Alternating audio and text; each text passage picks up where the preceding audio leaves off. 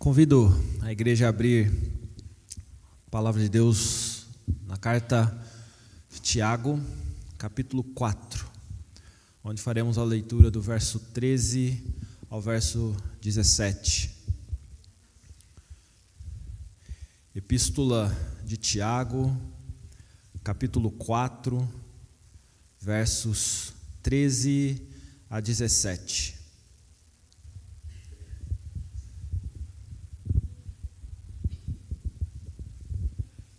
Eu estarei lendo os versos ímpares, peço que a igreja leia os versos pares. Tiago, capítulo 4, do verso 13 a 17, leitura responsiva, eu leio os ímpares, os irmãos os pares. Atendei agora, vós que dizeis: hoje ou amanhã iremos para a cidade tal, e lá passaremos um ano, e negociaremos e teremos lucro.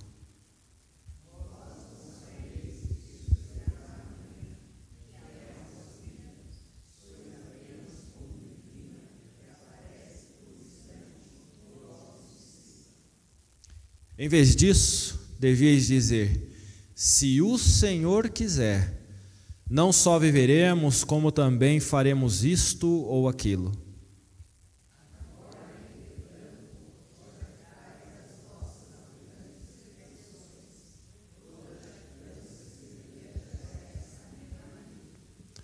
Portanto, aquele que sabe que deve fazer o bem e não o faz, nisso está pecando.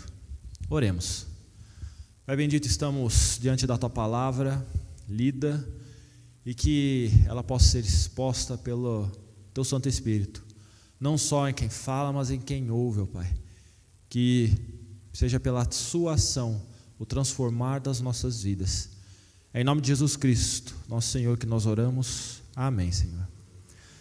Meus irmãos, há algum tempo, bastante tempo, eu tenho parado para pensar sobre algo que é ventilado, é falado, uma hora ou outra, e que tem conduzido a sociedade a uma disposição, tem conduzido as pessoas a uma postura que, mais uma vez, não poderia ser diferente, né?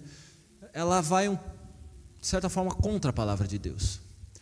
E eu vou fazer aqui um trocadilho para o tema desta noite, para que nós possamos falar da meritocracia divina. Porque normalmente a meritocracia é olhar para o homem.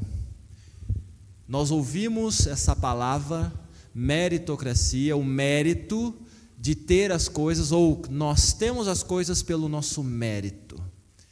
E é defendido por muitos o mérito do ser humano, o mérito do homem, o mérito da mulher, e se você não tem ou se você não é porque você não mereceu, porque você não fez por conta, porque você foi fraco, porque você deixou de ser forte, porque você deixou de estudar ou estudou errado, a culpa é sua. E aqui eu quero conversar com os irmãos sobre uma meritocracia que na verdade é divina, porque duas perguntas me incomodam quando eu ouço essa tal da meritocracia e volto para a palavra de Deus. O que é o homem? O que é o ser humano? O que nós podemos ter como ser humano e qualidades e atributos para falar que compete ao homem tudo que ele vai colher e, portanto, é mérito dele tudo que vier? Segunda pergunta que me incomoda pela resposta dada é: qual é o meu mérito? Qual é o seu mérito? Qual é o nosso mérito quando alguma coisa acontece? Quando alguma coisa boa acontece nas nossas vidas? Existe mérito de fato na nossa atitude, na nossa postura, em quem nós somos? E Tiago, do verso 13 ao verso 17, ele vai nos convidar a responder essas perguntas, essas duas perguntas, como se na verdade elas não já tivessem sido respondidas pelo Salmo 90. Porque se nós voltarmos para o Salmo 90, nós vamos ver que Deus é grande sobre todos, sobre tudo, e o homem é pó. A nós nos cabe uma vida limitada. Isso é o Salmo 90. Se nós olharmos para o Salmo 29, nós vamos ver que também o texto diz o quê? Pela voz do Senhor, tudo se faz. Tudo acontece. Nada escapa de suas mãos, porque tudo só existe pelo anunciar dele, pela voz dele. E toda a criação estremece diante do seu poder. De forma um pouco diferente, Tiago vai mostrar exatamente essa constatação do mérito de Deus em tudo e praticamente em nada para nós. Porque veja o que diz o verso de número 13, verso 14. Atendei agora, vós que dizeis. Portanto, existe agora uma postura, e eu peço que vocês prestem atenção. É isso que Tiago está falando. Prestem atenção no que eu vou falar. Alguns dizem assim: hoje ou amanhã nós vamos para a cidade tal, e lá nós vamos passar um ano, vamos fazer negócio e vamos lucrar. Vós não sabeis o que sucederá amanhã. Que controle nós temos sobre o tempo? Deus é acima do tempo. Para Ele, 1000 anos é um instante. Mas nós somos como a relva, que floresce e logo murcha. O que é você diante do tempo? Você não sabe se você vai acordar vivo, se você vai acordar com as suas faculdades mentais, com a sua capacidade física preservada. Você não é capaz de dizer o que vai acontecer no próximo instante, no próximo fôlego de vida. E como que você, no alto desta limitação, fala: nós vamos fazer isso e aquilo, e nós vamos conquistar. Nós não temos controle sobre o tempo. Nós não temos controle sobre a vida. Nós não temos controle sobre a nossa vida. Nós não somos nada. Nós somos pó. Esta é a constatação que Tiago faz, conversando com vários textos que nós já lemos. Contudo, se fosse só isso e nós parássemos aqui, a mensagem de hoje talvez fosse uma mensagem contra o que os coaches da vida aí ficam falando, que a força está dentro de você, que basta você despertar o leão que está dentro de você, o urso que está dentro de você, o rico que está dentro de você, e você vai ser dono do mundo. Os coaches falam isso, mas mentem, porque eles não falam da palavra de Deus. A palavra de Deus diz que nós não somos nada. Deus é tudo. Ele tem o controle sobre o tempo. Ele tem controle sobre a vida e a morte, porque é Ele quem nos coloca no inferno, quando estabelece o justo juízo pelo nosso pecado, e é de lá que Ele nos tira, quando Ele apresenta Cristo Jesus para nos salvar, pelo sacrifício do Cordeiro. Ele é tudo, Ele tem poder sobre tudo e sobre todos. Por isso, Tiago não fica aí. De forma muito singela ele fala: vós não sabeis o que será amanhã, que é a vossa vida, sois apenas como neblina que parece por um instante e logo se dissipa. Ao invés disso, em vez disso, diz o verso 15, devíeis dizer: se o Senhor quiser, não só viveremos, como também faremos isto ou aquilo. E parece uma troca singela, um efeito de frase, né? É só eu colocar o Senhor na frente, então, se o Senhor deixar eu vou fazer isso. Não basta você simplesmente falar, mudar a sua frase. Se o Senhor deixar eu vou ser rico. Se o Senhor deixar eu vou despertar o leão que está dentro de mim. Se o Senhor deixar eu vou fazer a coisa acontecer. Se o Senhor deixar, a força que está dentro de mim vai fazer a coisa acontecer. Não dá para adaptar, não dá para juntar isso. Nós primeiro constatamos que não somos nada, e depois nós confirmamos que todo plano de vida que nós temos, de todo anseio, de todo sonho que é legítimo, de toda vontade que nós queremos de realizar algo, de ter algo, de compartilhar algo, de viver, tudo isso depende de Deus. E por isso que nós vamos começar a frase então, falando, se o Senhor quiser, se o Senhor permitir. Portanto, é uma mudança de postura. Eu passo agora a fazer isso, e não apenas num efeito de frase, mas com a minha vida. Eu oro pedindo para Deus. Quando um desafio se apresenta para mim, eu não vejo as minhas capacidades, as minhas potencialidades, as minhas qualidades, os meus atributos, mas eu vejo, Senhor, de que modo eu posso? Quem pode? Sozinho eu não consigo, mas com o Senhor eu posso.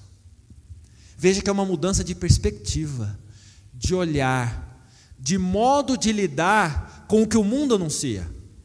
Não só com os desafios, com os problemas, com as lutas, com as tribulações, mas com as realizações, com tudo aquilo que a gente ganha, que a gente tem.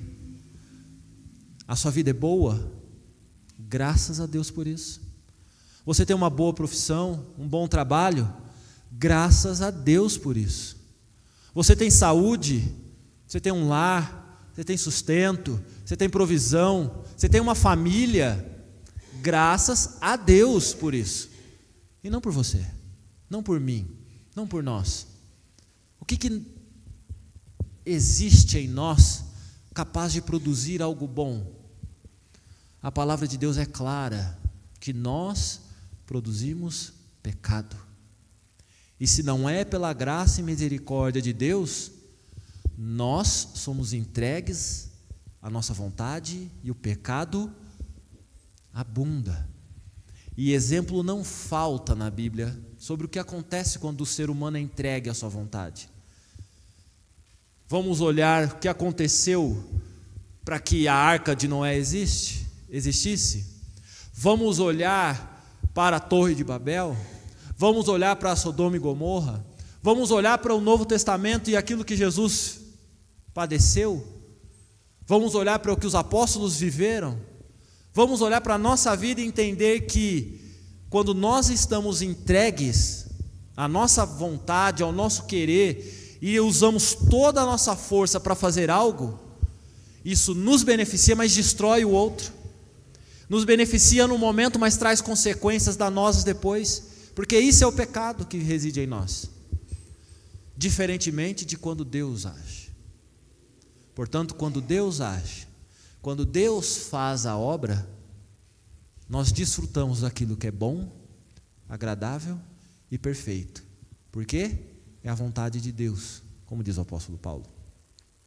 Se o verso 13 e 14 nos faz olhar para a grandeza de Deus e que nós não temos controle de nada, o verso 15 vai mostrar que dependemos de Deus.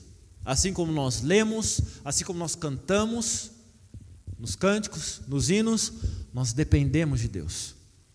E vem então o verso 16 e o verso 17 para fechar essa história.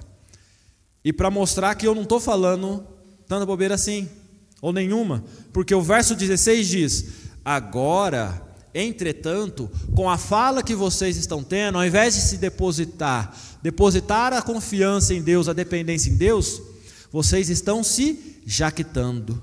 Vós vos jactais das vossas arrogantes pretensões. Toda jactância semelhante a essa é divina? O que diz o texto? É maligna. Toda jactância como essa, de o homem querer se colocar como merecedor de algo, é maligno, porque o homem não merece nada, a não ser o juízo de Deus, a condenação de Deus. Nem mesmo a nossa salvação é mérito nosso, porque nós só estamos aqui, só lemos a Bíblia, só entendemos a palavra de Deus e só existimos aqui como cristãos porque existe o Cristo, o Salvador, o Messias, aquele que entregou a sua vida aquele que era Deus e abriu mão de ser Deus para se fazer homem, para que pudéssemos viver. Não há mérito algum no ser humano. O mérito é de Deus. E quando nós nos jactamos, quando nós, palavra um pouco feia, mas arrotamos, mas dá o sentido claro, quando nós jogamos para o mundo que nós somos algo, nós estamos esquecendo que dependemos única e exclusivamente de Deus, e que tudo que nós temos e somos depende do que Deus quer. Afinal de contas, a própria Bíblia nos diz também que todos os nossos dias estão escritos e determinados. Portanto, nós ainda não sabemos o que vai acontecer, mas Deus, que está acima do tempo, já viveu tudo isso, já sabe tudo isso, porque Ele não só viu, testemunhou, como Ele mesmo escreveu, determinou. Portanto, o que você tem, o que você é, hoje, e ainda será, Deus escolheu para você. Deus estabeleceu para você. Se você é rico, glória a Deus por isso, foi Deus que escolheu isso para você. Se você é pobre, foi Deus que escolheu isso para você. E aí a gente acaba ficando nessa dualidade de riqueza e pobreza e se entrega a isso e se esquece de tantas outras coisas que são muito mais valiosas do que dinheiro.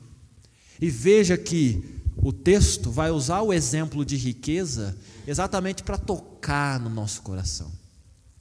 Se nós olharmos para Lucas capítulo 12, nós vamos ver durante um bom trecho Jesus falando sobre isso também. Vamos voltar a palavra de Deus para Lucas capítulo 12, só para exemplificar. Nós não vamos ler todo o texto, em caso os irmãos poderão ler, mas nós vamos ver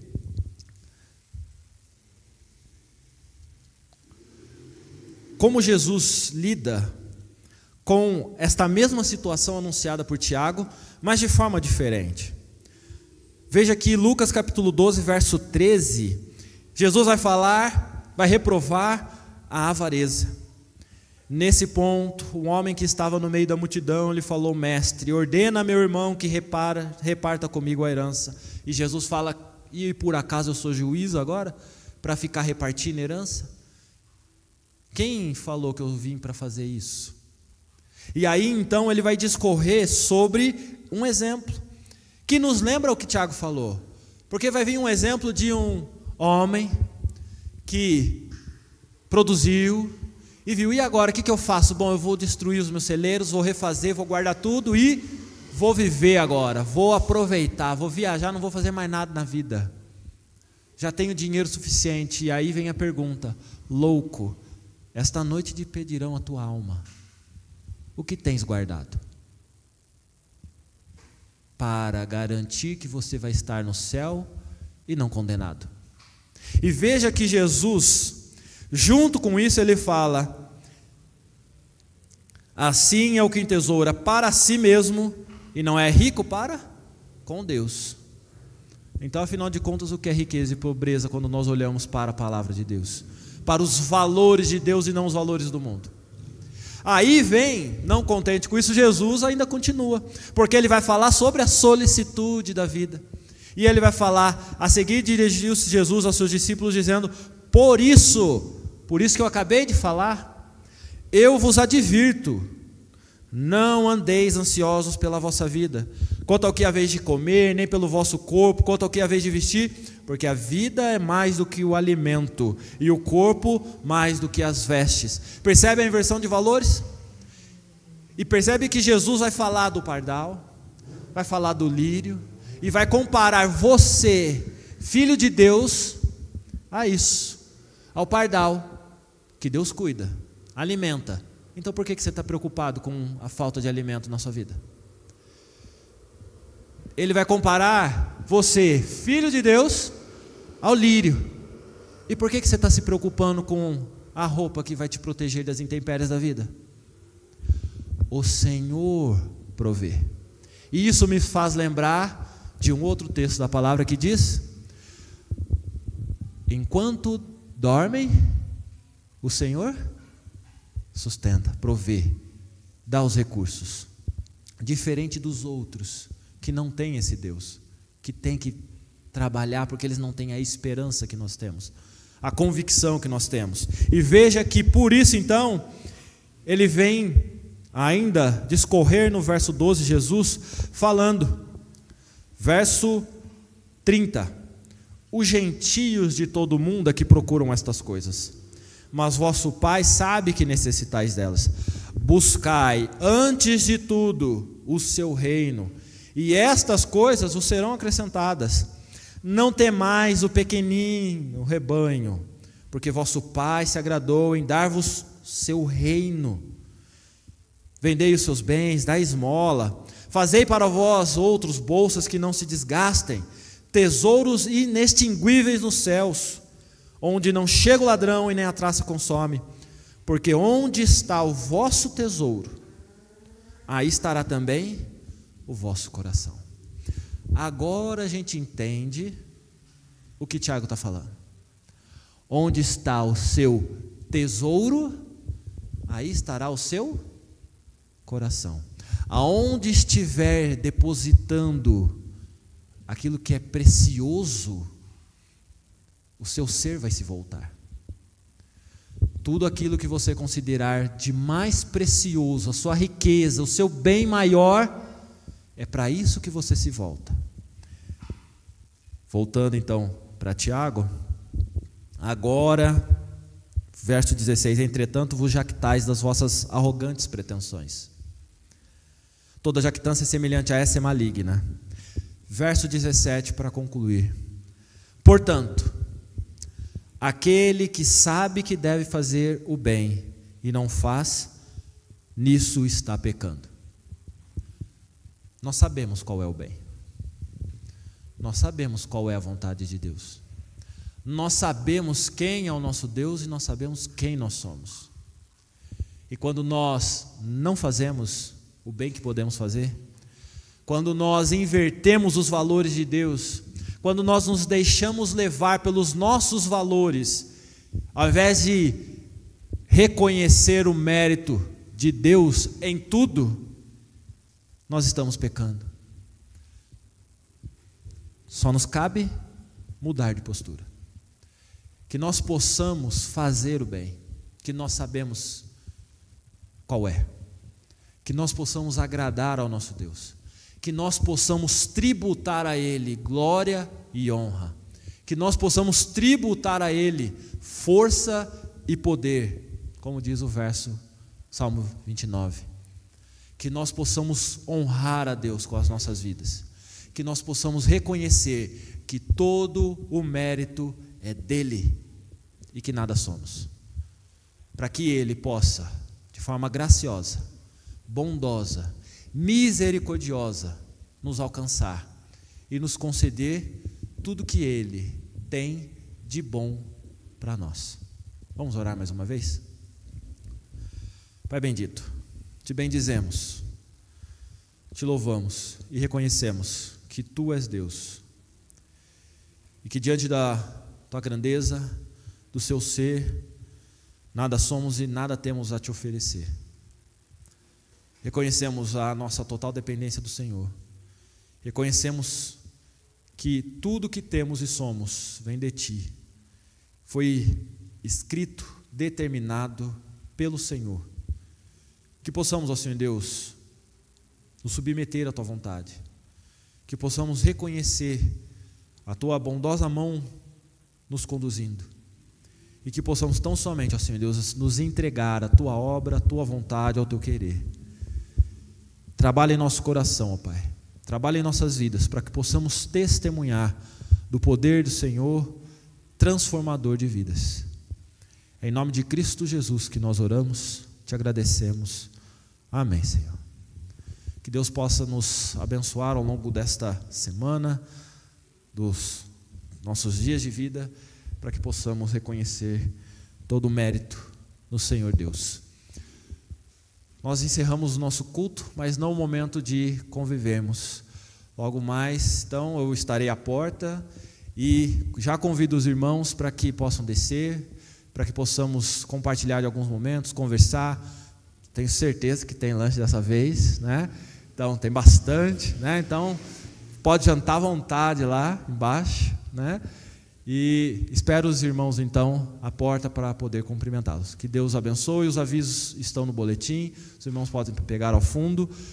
Vejo alguns rostos diferentes, conhecidos, e que Deus abençoe cada um dos irmãos que nos visitam nessa noite. Que Deus os abençoe.